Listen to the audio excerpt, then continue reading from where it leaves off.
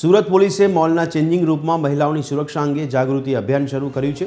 તાજેતરમાં છુપા કેમેરા અને two way મિરરની ઘટનાઓમાં વધારો થતાં પોલીસ અધિકારીઓએ જાતે જ ચેન્જિંગ રૂમમાં જઈને મહિલાઓને સુરક્ષાની માહિતી આપી। પોલીસે રેગ્યુલર મિરર અને ટુ વે મિરર વચ્ચેનો તફાવત સમજાવ્યો।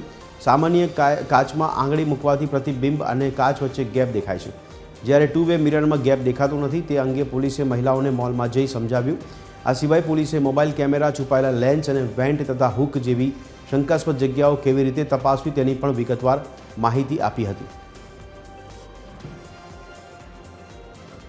ચેન્જિંગ રૂમ હોય છે, ત્યાં કપડાં ચેન્જ કરવા જાય છે તો ત્યાં જે મિરર લાગેલા હોય છે એ મિરર વિશે અમે લોકો મહિલાઓને જાગૃત કરી રહ્યા છીએ। ધારો કે તમે એ મિરર પર તમે આ રીતે આંગળી મૂકશો,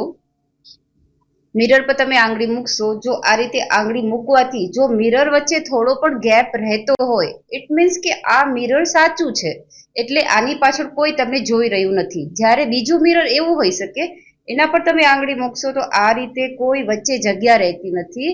એનો મતલબ એવું થયું કે આ મિરરની પાછળ એક બ્લેક બેકગ્રાઉન્ડ જેવું હોય છે, જેથી પાછળ રહેલું કોઈ વ્યક્તિ તમારી એક્ટિવિટી જોઈ રહ્યું છે।